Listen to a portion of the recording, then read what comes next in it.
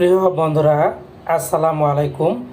একাদশে ভর্তি শুরু, নতুন নিয়মে কবে কিভাবে, পুরো বিষয়টি আপনাদের সাথে শেয়ার করব। আশা করছি ভিডিওটা কন্টিনিউ করবেন। তো বন্ধুরা, খেয়াল করুন, এখানে দেওয়া আছে।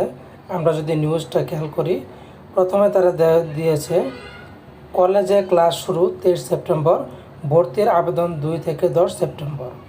আসন্ন শিক্ষাবর্ষে উচ্চ মাধ্যমিক স্তরে একাদশ শ্রেণীতে ভর্তির জন্য অনলাইনে আবেদন গ্রহণ শুরু আগামী 2 সেপ্টেম্বর থেকে হতে পারে এবং প্রক্রিয়া চলবে 10 সেপ্টেম্বর পর্যন্ত। আসন্ন শিক্ষাবর্ষে উচ্চ মাধ্যমিক স্তরের একাদশ শ্রেণীতে ভর্তির জন্য অনলাইনে আবেদন গ্রহণ করা শুরু হতে পারে আগামী 2 সেপ্টেম্বর থেকে, প্রক্রিয়া চলবে 10 সেপ্টেম্বর। এবারও এসএসসি ও সমমানের পরীক্ষার ফলাফলের ভিত্তিতে শিক্ষার্থী ভর্তি করা হবে, কোনো ভর্তি পরীক্ষা কিন্তু নেওয়া হবে না। কেন্দ্রীয়ভাবে অনলাইনে আবেদন গ্রহণ করা হবে এবং মেধা ও পছন্দক্রমের ভিত্তিতে ভর্তি কার্যক্রম পরিচালিত হবে। শিক্ষা বোর্ড তথ্য সূত্রে এই তথ্যগুলো জানা গেছে। শিক্ষা বোর্ড জানিয়েছে, চলতি বছরের এসএসসি ও সমমানের পরীক্ষায় পুনঃনিরীক্ষণের ফলাফল আগামী 10 সেপ্টেম্বর প্রকাশ করা হবে।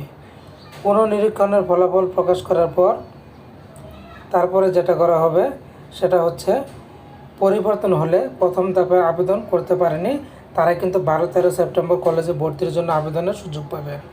এই ধাপে ভর্তির ফলাফল প্রকাশ করা হবে 14 থেকে 19 সেপ্টেম্বর মধ্যে।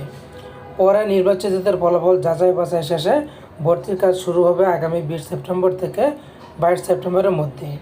আর একাদশ শ্রেণীর ক্লাস শুরু হবে 23 সেপ্টেম্বর। গত 10 আগস্ট এসএসসি সমমানের পরীক্ষার ফলাফল প্রকাশ করা হয়।